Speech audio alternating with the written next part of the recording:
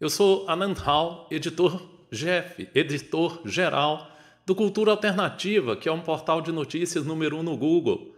Nós temos uma TV, temos redes sociais e tudo. E hoje eu estou conversando aqui com o professor Marco Túlio sobre um assunto muito legal. Data Vênia. Data Vênia? Você sabe o que é isso? Eu não sei. Eu sei que toda vez que eu converso com um advogado, ele data vênia isso, data vênia aquilo, data vênia não sei o quê. E eu tenho um precatório para receber, que é uma grana alta. Aí enfim, vivo conversando com advogados, já entrevistei um monte de advogados, mas eu estou com um professor que fala sobre essa questão do juridiquês. Eu acho que é isso. Vamos conhecer ele. Espera aí, deixa eu botar ele na tela aqui, deixa eu dividir com ele. Professor Marco Túlio. Eu queria primeiro, deixa eu me apresentar para o teu público. Eu sou um cara que assessorei senadores da República durante 40 anos. Então me aposentei pelo Senado Federal. Além disso, sou músico, sou escritor, sou jornalista, enfim, uma série de coisas. E eu acho que esse bate-papo vai ser muito profícuo para mim. Para mim, porque eu quero aprender um pouco, porque para mim não só o juridiquês, como o economês, também eu sofro muito com economês. Então, professor, eu gostaria primeiro que o senhor se apresentasse aí para o público que não conhece. Ok, boa noite, Anand. Boa noite a todos os espectadores, todas as pessoas que estão aí nesse canal tão importante para a difusão da cultura, conhecimento, tudo mais. Meu nome é Marco Túlio, eu sou advogado, sou professor universitário, eu já advogo há quase 30 anos, né? São 28 anos, né? Na advocacia, também estou no magistério há mais de 20 anos, né? Achei por bem também partir para o mestrado, penso também em fazer doutorado na área do direito e tal, mas isso são coisas que vêm com o tempo, né? É muito importante, assim, toda essa difusão que vocês, né, do canal de vocês estão fazendo, por um motivo muito simples, né? Tudo isso que eu venho fazendo profissionalmente, né, eu venho atuando em tribunais, né, dentro de processos, né, ou seja, tentando explicar para as pessoas exatamente o que significa tudo isso que nós fazemos dentro de um processo. Né? Porque, basicamente, Anand, o que as pessoas querem é resolver problemas. Quando elas vão para tribunais, elas querem resolver problemas. Né? Ninguém vai para tribunal para ficar batendo papo, como nós estamos tentando fazer aqui agora. Né? É diferente. Né? Quando você vai para dentro do tribunal, e eu participei de processos consideravelmente grandes, né? Plurimas, enfim, processos trabalhistas, processos civis de amplo espectro, né? E o que nós vemos é que quando as pessoas vão para o tribunal, o que elas querem é que aquela demanda ela seja resolvida. Até aí não há tanta novidade assim. Né? Mas quando eu estava atuando, né, junto às pessoas, o que eu ia percebendo? Eu ia percebendo que faltava vamos dizer assim, uma interface. Né? E que interface é essa? Ou seja, aquilo que é falado lá no processo e aquilo que a pessoa quer entender. Professor, ou seja, deixa eu só te interromper para te falar uma coisa. Eu estava em Nova York, aí eu fui ver como é que estava meu processo de precatório, né, de isenção de imposto de renda, porque eu tive 3 cânceres, mas eu estava na ativa. E o STJ, de repente eu leio assim, transitado em julgado. Aí eu falei assim com o meu advogado, aí eu fui para o Google, né? Aí falei, cara, eu acho que eu ganhei o negócio. Você está entendendo? Eu acho que eu ganhei. E eu estou na ativa ainda. Me aposento daqui a alguns meses, se a reforma deixar. Foi em 2019, eu me aposentei em setembro. Aí eu falei, cara, eu ganhei o negócio. Aí quando eu falei com o meu advogado, Robson Neves, aí eu falei, Robson, transitado em julgado, quer dizer que eu ganhei? Aí ele disse, pô, sabe? Aí agora vai ter um recursozinho que eu não sei, aí depois a Receita não entrou com recurso, eu ganhei, e agora estou esperando a questão do precatório e estou preocupadíssimo porque hoje, nessa gravação que a gente está fazendo, é dia 28 de junho, e aí eu acho que o precatório a partir de julho já não entra mais no próximo ano, sei lá quando entra, e tem a questão do governo que fez essa divisão toda de precatório, enfim, mil coisas. Mas essa palavra transitado em julgado, eu tive que ir para o Google. Também tem o data venia, que toda vez que eu entrevisto um advogado, o advogado, data venia, aí eu já começo sempre brincando. Então me explica uma coisa. Eu queria falar de duas coisas. Uma é o seguinte, o advogado, não é? Que ele, muitas vezes, eu tenho um ortopedista que eu fui me consultar com ele, aí ele falou tantas palavras difíceis que depois eu falei assim, amigo, dá para você dizer o que eu tenho? Tem advogados que tratam o cliente dessa forma. Eles falam um monte de palavras difíceis para que o cliente possa crer que ele sabe muito. Aí depois o cliente tem que ir no Google para descobrir o que é aqueles termos todos e tal, mil coisas. Tem também a questão do professor que eu queria abordar, porque no Brasil, meu pai foi PhD de geologia. E no Brasil parece que o professor não tem muito valor. Você está entendendo? Eu vejo assim que quando eu entrei para o Senado eu ganhava igual meu pai. Aí eu falei, meu Deus do céu, meu pai é quase PhD. Então eu queria falar dessas três questões. Queria que você falasse do... não, tem isso também, né? Uma vez eu estava lendo um texto sobre um juiz que pediu que os condôminos do prédio chamassem ele de Vossa Excelência. Aí eu falei, caraca, aí é demais. Você está entendendo? Então, eu queria que você falasse do seguinte. O professor no Brasil, porque nós temos um professor aqui, a valorização do professor da área do direito no Brasil. 2, o advogado que fala termos difíceis para que o cliente possa crer que ele é um gênio. Ele é um literal gênio, que ele sabe tudo de advocacia. Não é? E, enfim, depois a gente vai passar a falar especificamente do teu livro, da editora que publicou teu livro e tudo isso, se a internet deixar. Não é? Tomara que a internet não nos golpeie. Então, professor, por favor. Ok. Você tocou em assuntos muito, muito, muito profundos e sérios, né? Primeiro, essa questão do professor no Brasil, né? Eu estou há 20 anos no magistério superior, tá certo? Então, assim, é uma realidade, vamos colocar da seguinte forma, é uma realidade um pouco diferente da realidade de ensino básico e ensino médio. São realidades consideravelmente diferentes, na verdade. E além de ser professor do magistério superior, eu também sou professor do magistério superior do ensino privado, que também é diferente do ensino público. Então, são realidades... Então, você vê que já são várias realidades diferentes, tá certo?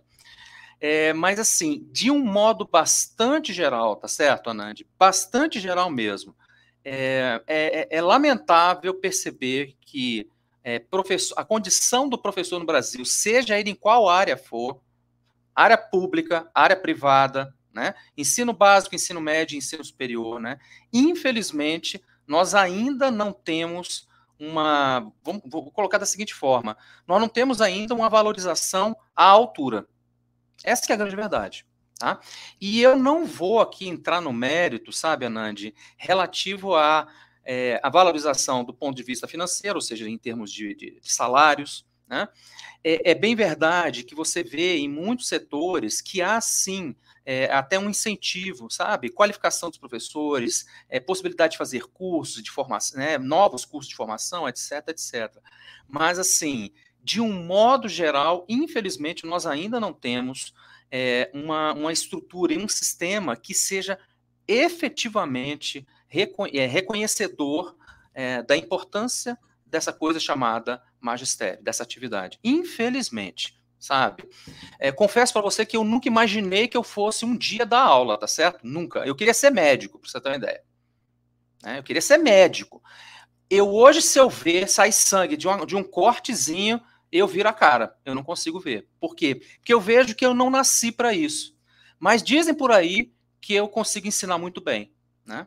E eu consigo ensinar só aquilo que eu sei, tá? Não entro no mérito de entrar daquilo que eu não sei. Bom, então, voltando ao assunto, né?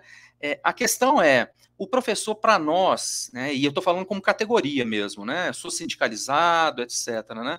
Infelizmente, nós olhamos para o que vem sendo feito aí nos últimos 20, 30, até 40 anos, e você entra e pode entrar em várias discussões, tá certo? Sucateamento do ensino básico, sucateamento do ensino público, etc, etc, etc. Né? Cada vez menos verbas para a educação, seja no ensino público, seja no ensino privado, e assim sucessivamente. Então, assim, é um cenário que não é totalmente positivo, não é. Infelizmente, tá? Dito de outra forma, você não pode ser aqui no Brasil, como você tem em outros países, no cenário de outros países, você pode ser um schooler, né? Ou seja, você é um pesquisador, você ganha apenas para pesquisar e, se for o caso, pesquisar e ensinar, que isso também é possível. E você vive com muita qualidade de vida em outros lugares. Infelizmente, no Brasil, isso não é uma realidade. Tá? Perfeito. Ok? Bom, isso em relação ao que o senhor falou, em relação à situação, de um modo geral, dos professores, né, de profissionais dessa área. Agora, em relação ao que o senhor falou, o segundo assunto é a questão da linguagem utilizada, né, pelos profissionais do direito, é isso? Isso, não só pelos... isso, basicamente isso. Mas vamos lá. O que acontece é que, assim, Anand, que é o que eu também trato no meu livro, mas, infelizmente, também, o cenário também não é tão positivo para as pessoas compreenderem o que profissionais do direito, de um modo geral também, o que profissionais do direito estão falando para as pessoas. Tá certo? Então, vamos pegar os dois exemplos que você me deu, né? Data vênia. Bom, já vamos deixar aqui gravado, né? Data vênia com a devida licença. Ponto. Simples assim.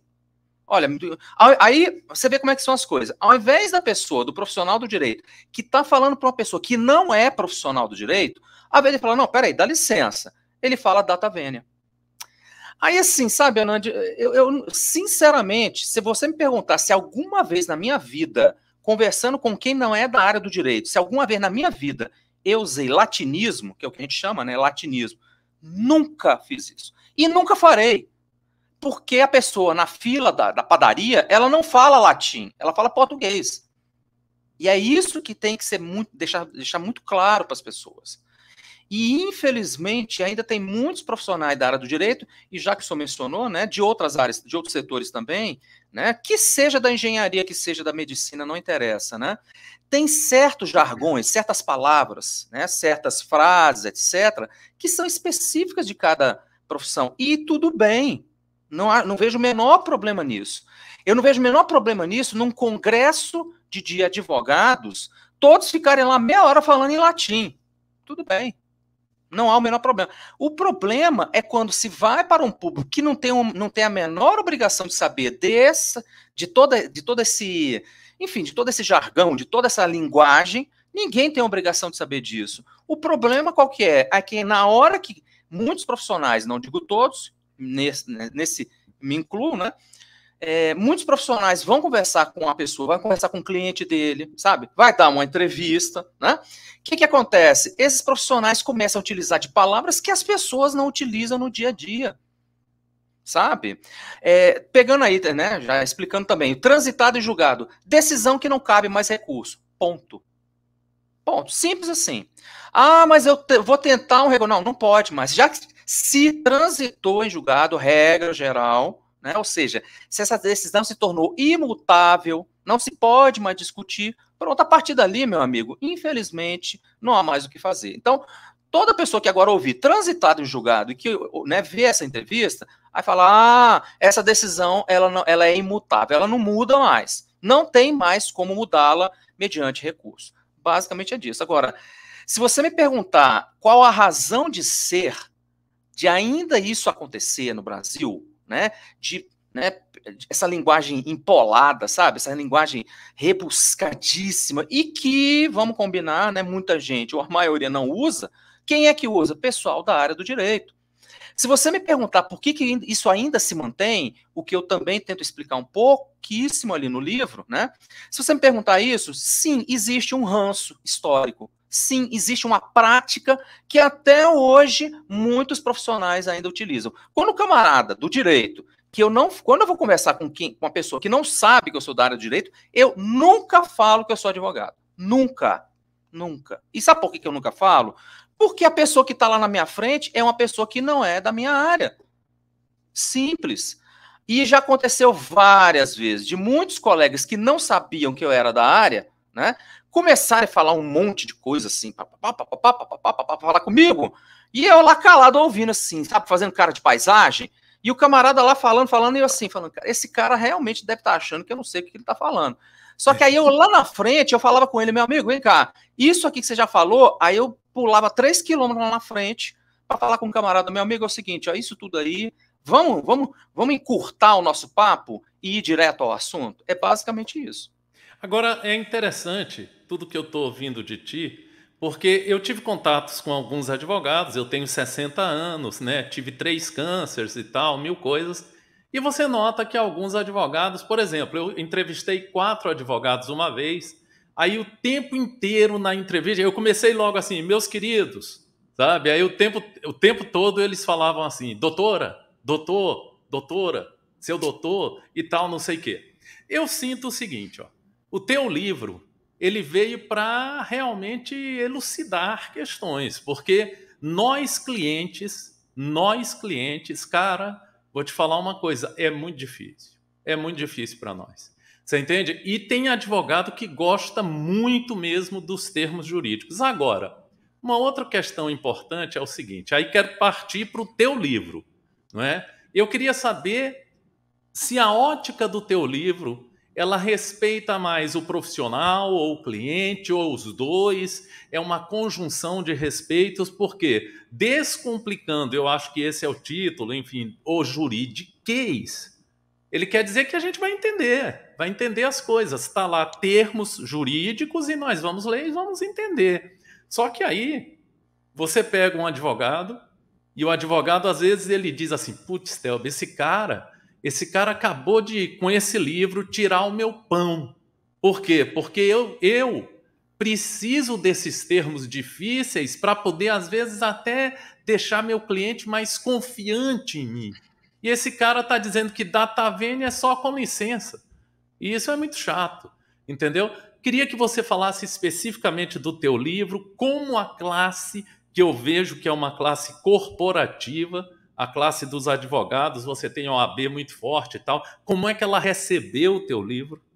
E como é que os clientes receberam o teu livro? Ou seja, alguns, eu até acho interessante esse nome, porque por escrever, eu sou jornalista, que eu digo que é aquele que entende de tudo e de nada, de coisa nenhuma. Sem a fonte, ele não sabe nada. Você está entendendo? Então, eu aprendi de tanto ver esses problemas todos, que é o paciente. Como é que o paciente recebe o teu livro, tá? Então, eu queria que você falasse agora do livro. Tá, então vamos lá, vamos por partes, né? Esse texto, Anand, ele veio de uma indagação minha, de uma pergunta que tem tem mais de 2 décadas que eu fazia essa pergunta, Anand. Então eu ficava assim, esse ano completam mais de 22 anos advogando, e aí quando eu ia entregar para o meu cliente a sentença, porque basicamente o que o cliente ele quer? Ele quer saber o seguinte, vem cá, como você já fez a pergunta, né? Eu ganhei ou perdi? Ponto. É isso. Acabou. Né? Aí o que eu fazia? Eu saía de lá do tribunal com a sentença na mão, seja ganhando, seja perdendo, entregava para o cliente. Aí, porque o que o bom profissional faz? Ele chega para o teu cliente e fala, meu amigo, é o seguinte, ó, tá aqui o que o Poder Judiciário, né, resolveu da nossa demanda. Beleza? Beleza. Entregava para a pessoa lia lá no final, aí ele olhava para mim e falava, e aí? Eu fiquei mais de 20 anos, Anand, me perguntando, vem cá, por que as pessoas não entendem? Essa é a pergunta básica desse livro, que inclusive está na introdução do livro. Por que você, ao ler uma sentença, ao ler um acórdão, uma decisão dos tribunais, por que você não entende o que está escrito ali? Aí eu falava, não, pera lá, né? Ficava perguntando. Na verdade, esse livro aqui, ele é uma conversão da minha dissertação do mestrado, quer dizer, eu fiz um mestrado, fui pesquisar, então foram 2 anos sem sair de cima desse assunto, pesquisando por que as pessoas não entendem as decisões do Poder Judiciário. Essa é a pergunta básica a ser respondida por esse livro. Beleza? Bom, e aí eu vou te responder assim, aí você vê, né? Uma pergunta, como é que é? Quem pergunta quer resposta, não é assim? basicamente pela maneira como ele é escrito. É isso. Ou seja, as decisões judiciais, da forma como elas são escritas, é que as pessoas realmente não entendem, e já adianto, não entenderão nunca, tá? Não entenderão nunca. E por que isso, Anand? Por um motivo muito simples. Só para você ter uma ideia, Anand, nesse texto aqui, nesse livro, tem mais de 50 gráficos. Eu trabalhei, sabe com o que, Anand? Com cálculo. Ou seja, lá na década de 1930, ou seja, literalmente do século e do milênio passado, já tinha gente perguntando, fazendo essa mesma pergunta que eu estou fazendo, já tinha gente fazendo essa pergunta também há mais de meio século, 70, 80 anos atrás. Dizendo o seguinte, o camarada falava, vem cá, quer ver uma coisa? Pronto, você já deve, com certeza, já deve ter ouvido falar de copywriting. Uhum. Copyright, né? O que o cara, a pessoa que trabalha com copyright faz? Ele olha para um público, qual é o meu público-alvo? Bom, é aquele ali, beleza? Aquele público-alvo ali, como é que eu, ao escrever algo, eu atinjo imediatamente aquelas pessoas? Essa que é a pergunta que o copywriter faz, entende? Uhum. Pergunta se o pessoal do Poder Judiciário faz a mesma pergunta. Não faz. Uhum. Você sabe por que eles não fazem? Por um motivo muito simples. Chama-se essas pessoas, né, ou seja, juízes, juízas, ministros, etc., etc., eles representam poder de Estado. Opa, é outra coisa, né? Mas assim, aí você me fala, mas pera lá, aí você poderia me perguntar, né? Mas peraí, Marco, cara, mas assim, eles não estão escrevendo, né? Ou seja, juízes e juízes não estão escrevendo as sentenças para as pessoas? Estão, tudo bem, eles estão. Porém, eles escrevem numa linguagem, num código linguístico que é deles.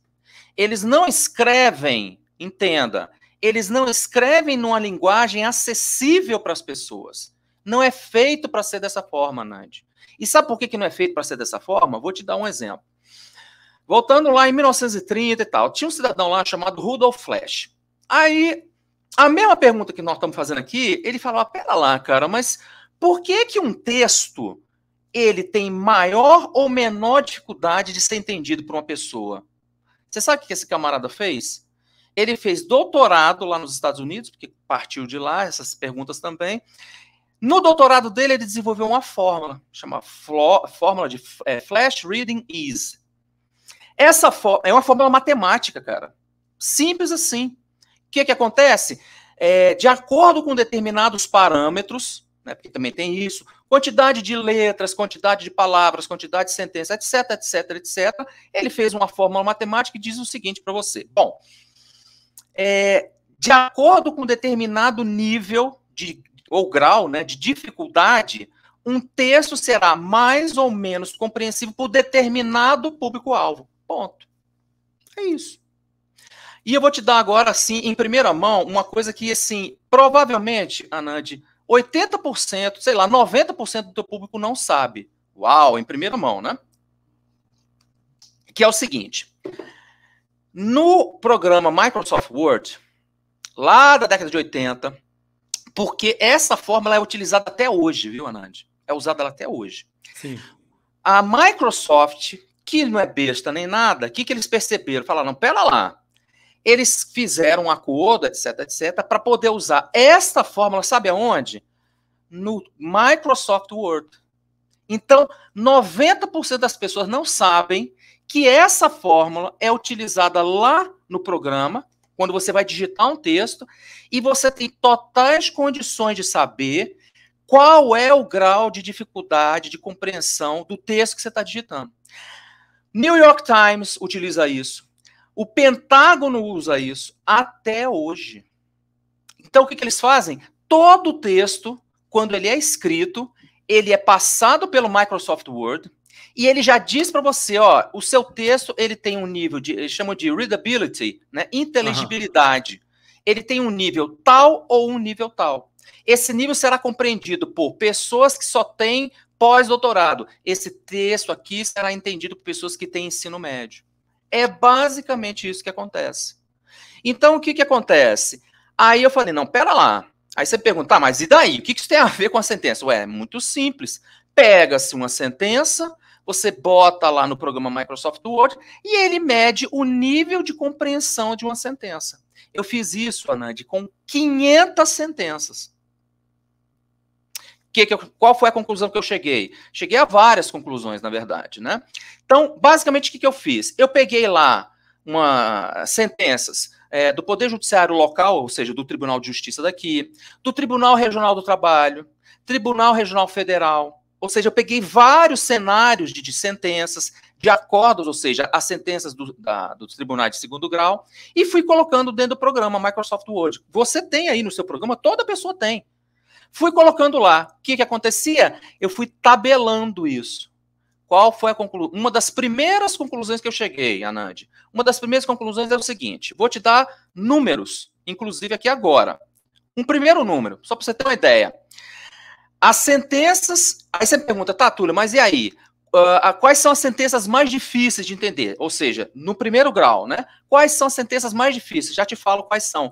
As sentenças do Poder Judiciário da área trabalhista. Só para você ter uma ideia, Anand, 90% das decisões, das sentenças de primeiro grau, proferidas pelos juízes e juízes do direito do trabalho, né, da área trabalhista, 90% delas são muito difíceis de serem compreendidas.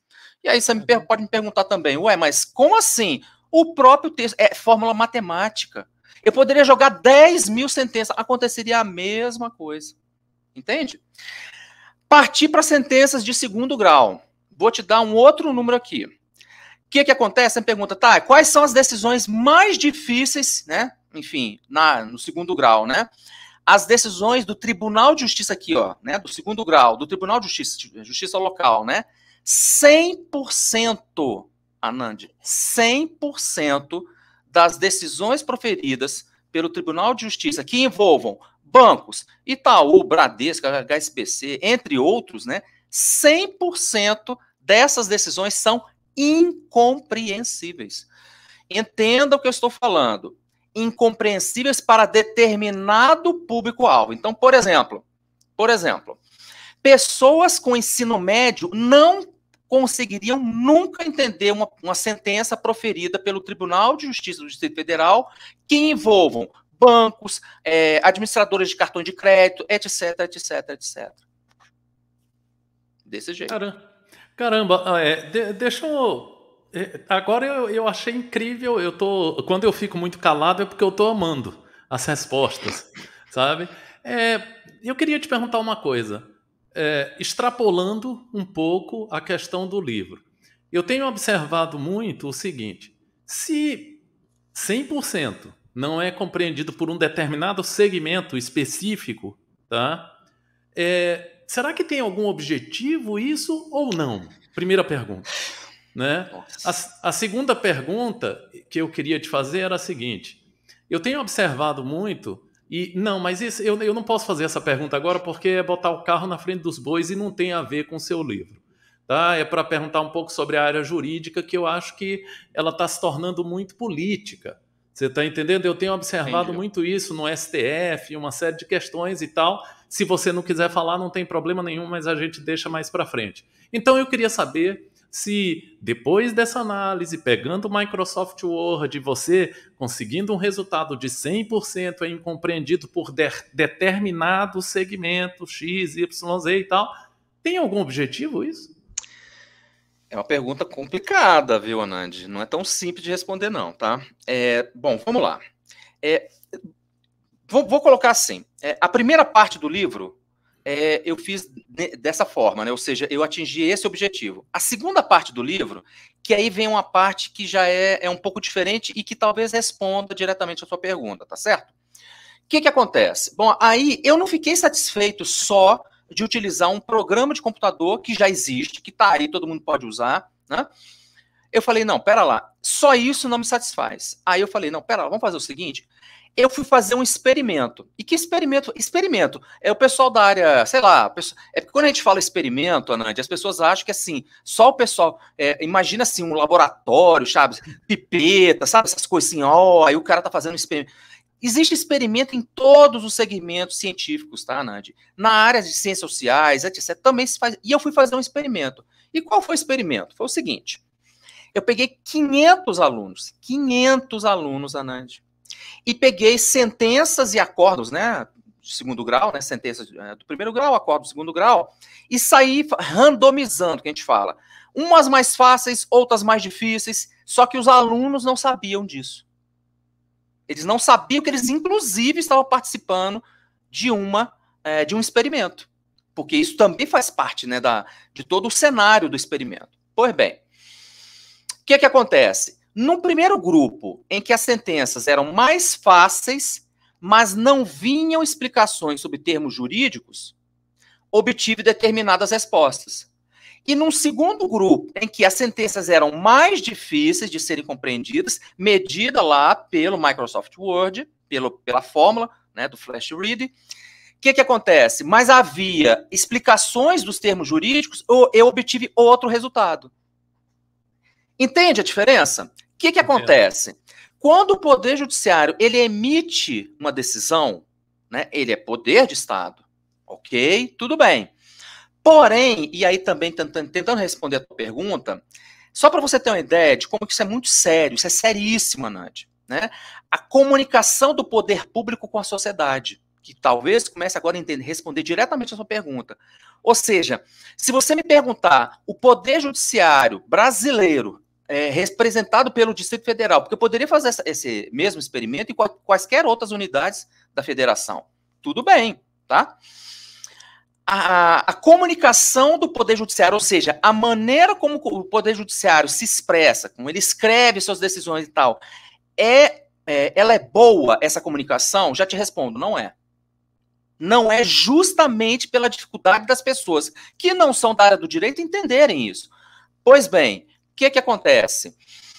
Eu cheguei à constatação de que essas decisões as decisões do Poder Judiciário, quando elas são proferidas, elas, da maneira como elas são feitas, as pessoas não têm condições de entendê-la. É impossível.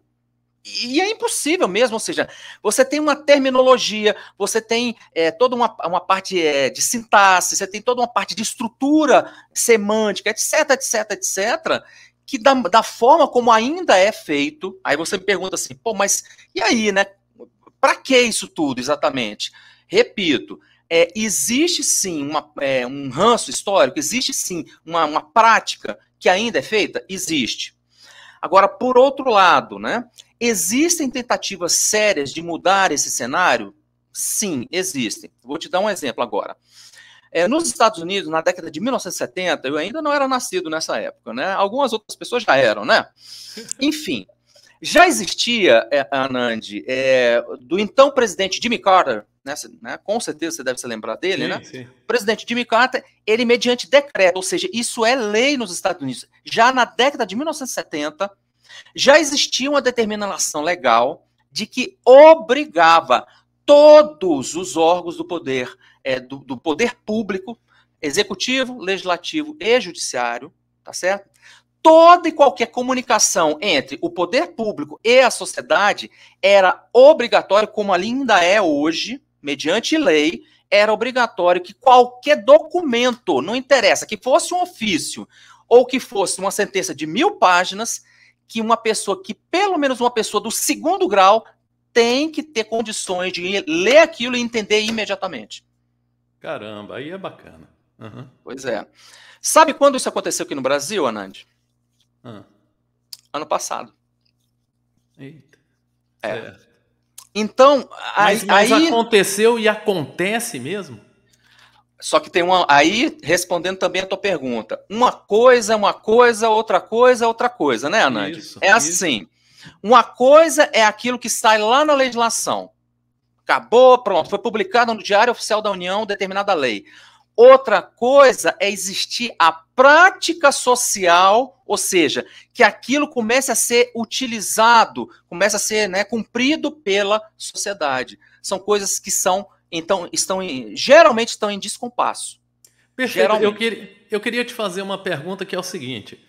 Hoje você tem a internet que informa muita coisa, principalmente quando você observa sites como, por exemplo, Consultor Jurídico, ou então outros sites nessa área. Você não pode também acreditar em todos os sites, mas tem muitos que têm credibilidade. Você não acha também, agora vou botar no olho do furacão a minha pessoa, você não acha que eu sou um cara muito acomodado também? Por exemplo, eu posso pegar uma decisão judicial, você entende? Estou falando eu como todos, que sabem ler e interpretar um texto. E aí eu vou na internet, em sites sabidamente corretos e informativos, e posso dissecar aquela decisão judicial. Só que isso leva um tempo, só que isso, enfim, sabe? Eu não sei, vou te contar rapidamente uma história, e eu sempre lido um pouco com essa questão do corporativo, porque é o seguinte, na época o professor Cristóvão era senador e eu fui uma das pessoas que lutou para que pudesse acontecer acordos com casais que se separassem ali como é que chama, esqueci o nome, para que não houvesse a utilização de um advogado, se era consensual a separação. E aí eu me lembro que um monte de advogado caiu de pau em cima da gente. Eu falei, pois é, por isso. Eu que tive 3 cânceres, eu sempre digo, o oncologista, ele fica feliz quando o cara tem câncer. É óbvio, ele é oncologista, pô. Você está entendendo? E ele fica muito mais feliz quando ele cura o cara com câncer, porque aí o nome dele sobe, ele se torna famoso, 1000 coisas. Já o advogado, ele também precisa daquela coisa toda, a confusão nos estádios de futebol, para que hajam processos e tal, sobre 1000 coisas assim, você entende? Agora, eu acho que também eu tenho que lutar também para compreender as decisões. Eu fui atrás. Eu estava em Nova York, de férias, peguei a decisão do cara, do juiz lá do STJ e vi, dissequei. Aí meu advogado ainda falou um negócio, eu falei, não, eu já estudei aqui esse negócio. Você está entendendo? O caminho é esse. Agora, tem ainda embargos, não sei de quê, embargos de declaração, que isso eu já também andei vendo que não é um negócio tão firme, tão forte, é mais uma situação de tal. Eu acho que há uma acomodação, agora é a minha pergunta para ti. Há uma acomodação também por parte do paciente de não verificar mais ativamente o negócio, ou o paciente tem que ficar mesmo sob o domínio e a égide do advogado? É assim, Anand, por um lado... Eu vou te contar rapidamente uma história. Recentemente, eu dei uma ideia para o meu advogado, porque ainda não foi decidido o meu precatório, tem que virar precatório, e ele usou. A ideia quem deu fui eu. Eu fiquei meses pensando em como a gente poderia agir para o negócio andar um pouco. E ele falou, olha, essa ideia foi boa. Você entende? Ou seja, eu ajudei o cara. Então, tem dois aspectos aí nessa tua colocação e nessa pergunta, né? Sim, seria muito bom que a sociedade, as pessoas, etc., né, que precisam resolver a sua demanda, precisam resolver, né, querem o seu processo resolvido, né, que elas talvez se engajassem mais. Isso seria ótimo, né? Na verdade, isso aí diz respeito até, Anand, diz respeito a questões até bem mais amplas do que simplesmente um determinado processo, né?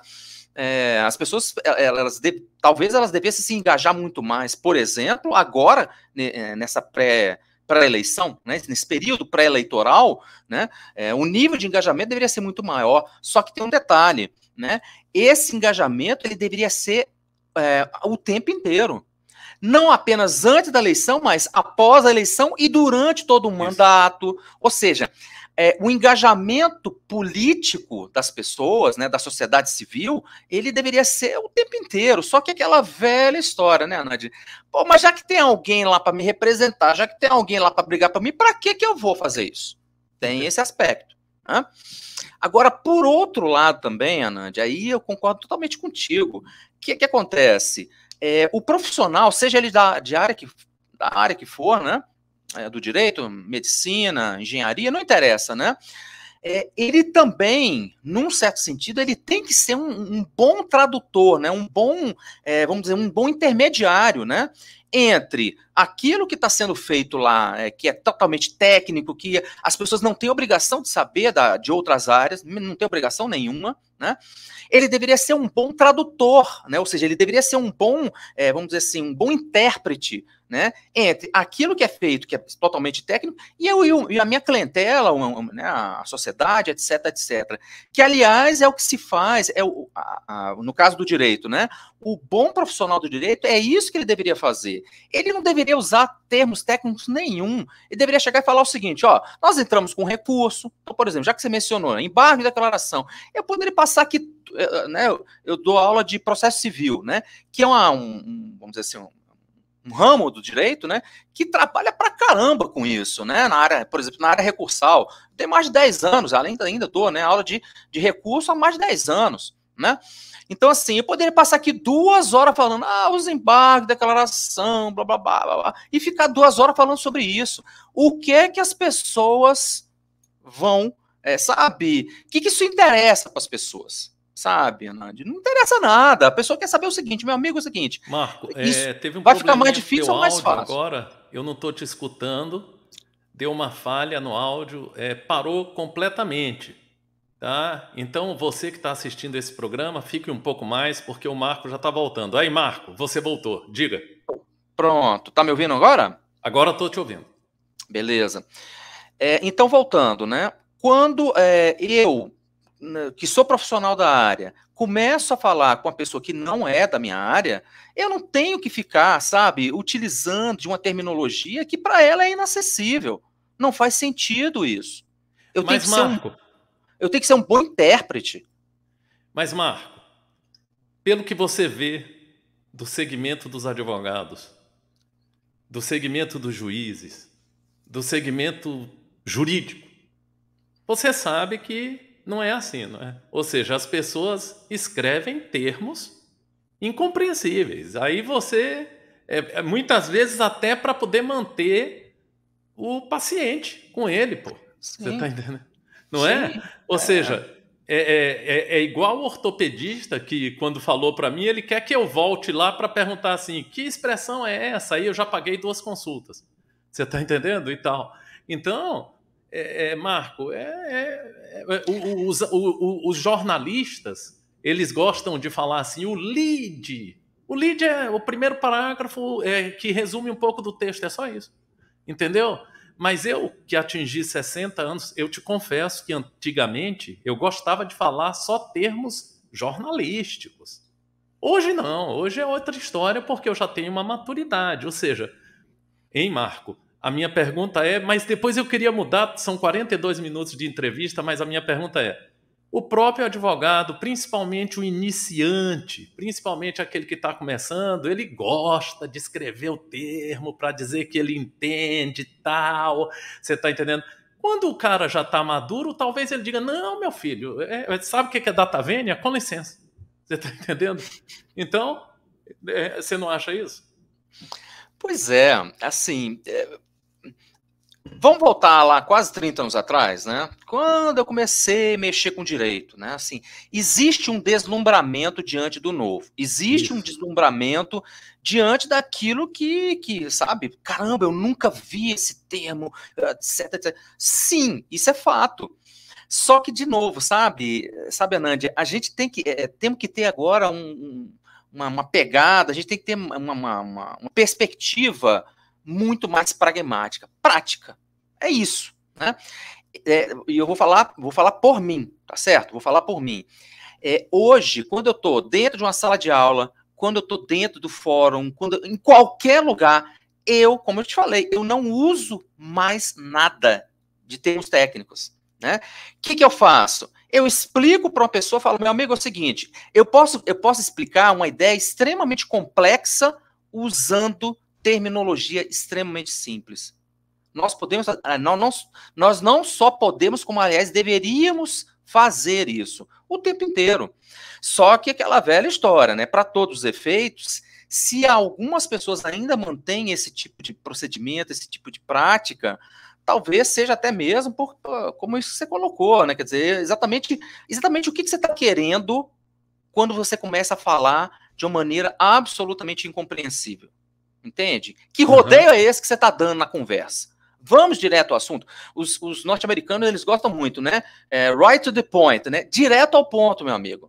Aliás, foi essa palavra, aliás, foi essa expressão que o meu orientador, ele falou, meu amigo, é o seguinte, vá direto ao ponto. Aham. Aí eu olhei e falei, caramba, e é isso, entende? Então, às vezes, você já deve ter passado por isso, né? 5, 6, 10 parágrafos que pode ser resumido em um, e olha lá. Entende? Então, meu amigo, é o seguinte, mas veja, então, é isso que eu chego para meus alunos, meus clientes, para todo mundo, chego e falo, meu amigo, é o seguinte, na hora que você for escrever ou falar, seja o mais claro possível. Né? Então, essa coisa, tem um movimento lá nos Estados Unidos, que inclusive eu menciono isso também no meu livro, né, o tal da plain language, numa tradução é linguagem clara. É isso, linguagem Perfeito. clara. Para que você vai colocar termos, vai fazer construções gramaticais, etc., altamente rebuscado, empolado, tal, e que ninguém, só você, e olha lá, vai entender.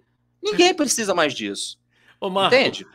deixa eu só pedir para quem está assistindo, ó, se inscreve nos nossos canais, ative as notificações, porque existe um algoritmo no YouTube e ele vai distribuir essa entrevista de forma sozinho. Se você se inscrever durante essa entrevista, ele vai informar para o algoritmo que essa entrevista tem algo a dizer e ative as notificações. Marco, eu queria te perguntar o seguinte: primeiro vamos homenagear a Lívia que me trouxe o Marco aqui nessa pauta da editora, eu acho que Pró Consciência, não é? Então, eu queria saber como é que está a distribuição do teu livro, se está indo bem, se só está em livraria, se é distribuído para alunos, se é distribuído também para os pacientes, né? Eu sou um paciente, não é? Entendeu? Então, eu queria saber como é que está a distribuição do teu livro e depois me dá essa colher de chá da gente conversar um pouco, se você topar, sobre a política na área jurídica hoje, porque, sinceramente, cara, eu tô vendo aí a situação, você entende? Principalmente no STF, parece que há muita política, né? Então vai, Marco, sobre teu livro, a distribuição, a editora, como é que foi, como é que tá? Ok, então vamos lá. A Lívia é assim uma profissional, né, fantástica, né? Ela comprou a ideia desse livro quase que imediatamente, né? Até porque ela também é da área, né, dessa área, né? Ela inicialmente a primeira profissão dela foi nessa área, né? Depois que ela partiu para outra. E a editora Pró Consciência, ela tem essa proposta, né? O nome já diz, né? Ou seja, de levar essa cultura, levar o conhecimento, mas levar para pensar, te levar a você raciocinar, a você compreender isso, tá certo? No que ela comprou essa ideia, nós começamos ali no início de 2020, final de 2020 para início de 2021, já começamos a trabalhar o livro, transformá-lo, né? Ou seja, de formatá-lo, porque isso na verdade era uma monografia, era uma dissertação de mestrado, foi convertido em formato de livro. Então levamos aí alguns meses, porque realmente não é um trabalho fácil, vocês devem saber disso muito bem, né? Então, converter um texto que estava numa determinada linguagem acadêmica, etc., etc., para uma linguagem, para um público maior, realmente é uma trabalheira. E aí, após alguns meses e tal, em outubro de 2021, ou seja, ano passado, foi feito o lançamento, né, oficial, o lançamento do livro, foi feito lá num café, etc., e, assim, tá tendo uma repercussão, sabe, Anand, que tá me impressionando, sabe? As pessoas pegam, elas olham para aquilo e falam, pera lá, mas então é por isso que realmente eu não entendo? Eu falei, é por isso, cara. Mas não é só você que não entende. A maioria das pessoas não entende as sentenças, os acordos e tal, porque realmente ele não é... Entenda o que eu vou dizer, sabe, Anand? Ele é feito... Não é que ele é feito para não ser compreendido. Da forma como ele é feito, é que ele não é compreendido. Entende? Eu, eu vou ser o advogado do diabo. Ele é feito para não ser Pois compreendido. é, mas aí é que tá, entende? Então, assim, já Você sabe, existe... Marco, em decisões que aconteceram com relação a mim, eu pegava o parágrafo e falava, não, falava para minha mulher, isso aqui é só isso. Ele só está dizendo isso, só que as palavras são gigantes, cheias de Exatamente. coisa, mas ele só está dizendo isso, entendeu? Pois É é, muito então assim, interessante. o que que acontece? Então, a repercussão, né, ou seja, não apenas as pessoas adquirindo, etc, etc, mas principalmente a proposta. Veja bem, Anand, eu não estou aqui para ensinar para o Poder Judiciário como é que ele deve escrever. Certo. Isso tem que ficar muito claro, tá certo? Eu não estou aqui para fazer isso. Né? O que eu estou aqui é para dizer o seguinte: Poder Judiciário, da maneira como você está fazendo, você não está sendo compreendido. Então, quem é que tem que mudar? É a sociedade ou é uma parte do poder público, né, um setor do poder público que representa a sociedade? Então, acho que Perfeito. Agora, a eu acho ideia que é você essa. tá mexendo numa área interessante. Pois é, Bem então veja, interessante. de novo, eu não estou aqui para dizer para juízes e juízes, ministros de Suprema, etc., tribunais superiores, que, meu amigo, você deveria escrever de outra forma. Não, mas não estou aqui mesmo, né? Mas aqui eu estou colocando, sabe o quê? Números, entende? É fórmula matemática que diz que te comprova que da forma como está sendo feito, como ainda é feito, não é compreendido pela maioria da população. Simples assim, cara. Então, o que Perfeito. acontece? Diga para as pessoas, inclusive no final do livro, tem até um exercício, nós fizemos, aí a Lívia topou totalmente isso, né? Nós fizemos um exercício, pegamos uma sentença, e eu peguei uma sentença de grau altíssimo de dificuldade, e aí o que eu fiz? Converti, né, ou seja, em termos, em expressões simples. Cara, assim, você olha e fala, não, pera lá, isso aqui é igual a isso aqui, eu falo, é a mesma coisa, só que escrito de outra forma. Que maravilha. Entende? Olha, eu vou te A confessar ideia é uma essa. coisa. Eu tenho trabalhado tanto que eu tenho lido pouco. Mas esse livro eu vou ler. Eu fico muito Esse eu vou feliz. ler, porque sinceramente está me interessando. Agora vamos falar um pouquinho, Marco, antes de terminar o nosso tempo, já são 51 minutos. Vamos falar um pouquinho, informando para você que aqui na descrição eu vou colocar tudo que o Marco me enviar, de onde pode ser adquirido o livro, o e-mail, enfim, tudo que ele me enviar que possa ser publicado. Marco, hoje eu tenho notado, eu faço um programa em cima das matérias jornalísticas que são publicadas diariamente. Diariamente é um programa de análise de mídia. E eu tenho notado que as decisões judiciais têm sido muito pautadas pela eu fui nomeado por esse, por aquele e tal, e não sei o que, faço assim. Você acha que hoje existe política na área jurídica? Eu só peço para você responder se você quiser. Você está entendendo? E se você disser sim ou não, eu queria que você me explicasse o motivo da sua resposta. Tá. Então, vamos lá. O que acontece? Do ponto de vista formal, do ponto de vista constitucional, inclusive, né, determinados cargos para determinados tribunais, eles são cargos de acesso por indicação. Supremo Tribunal Federal, não é assim? Entende? É um exemplo, tá certo? Aí, o que acontece? Se você me perguntar assim, Marco, mas espera lá, mas e aí? Bom, e aí primeiro, então primeiro muda a Constituição, meu amigo. É simples assim, tá? E para mudar a Constituição tem que ser por emenda constitucional, etc, etc. Tá? Então, do ponto de vista estritamente formal, nós já temos a Constituição é de 1988, você tem aí quase 30 anos, né, ou 30 mais anos, enfim, eu não sou bom de números, né? Mas enfim, você tem aí já um histórico de um texto constitucional que determina dessa forma, ponto. Não dá para, pelo menos nessa parte ainda não tem como mudar, tá? Aí se você me pergunta assim, sobre politização do poder judiciário, né? Existe um outro movimento, uma coisa é a política entrando, né, no judiciário, ou seja, a política, enfim, vamos dizer, abrindo as suas asas, né, sobre o poder judiciário. Agora você tem um movimento inverso, que é o poder judiciário sendo protagonista mediante as suas decisões em relação à sociedade, que é uma outra coisa.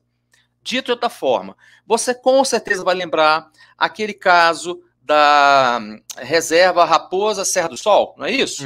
Lá no norte do país. Sim. Né? Que foi um bafafá, etc, etc. Anand, imagina você ter poder, isso é poder, público de, literalmente, ao assinar uma sentença, mexer com a vida de 200 mil pessoas? Você tem noção do que é isso? Eu tenho observado isso. Então, o que acontece? Então, são dois movimentos, né? Uma coisa é haver uma interferência, enfim, uma ingerência aí, por indicação, etc, blá, blá, blá, blá, blá, blá, de pessoas para determinados cargos no Poder Judiciário, mas também existe o contrário, um protagonismo do Poder Judiciário que, diante de determinadas, vamos colocar assim, determinadas práticas estritamente políticas, né, de ambiente tipicamente político, o Poder Judiciário virar e falar, não, pera lá, cara, calma aí, eu entendo dessa forma, entende? E aquela velha história, a gente fala isso muito no direito, né? Por exemplo, tem como você impeachmentar, né, um ministro do Supremo? Tá, mas você tem como impeachmentar o presidente da República, não é assim? Não há, vamos botar assim, né? O Senado, o Congresso Nacional, ele pega e faz um processo como é que é? De responsabilidade, né? De um ministro do Supremo. Você já viu isso no Brasil? Não, mas você já viu 2 processos de impeachment aqui no Brasil. Entende a jogada?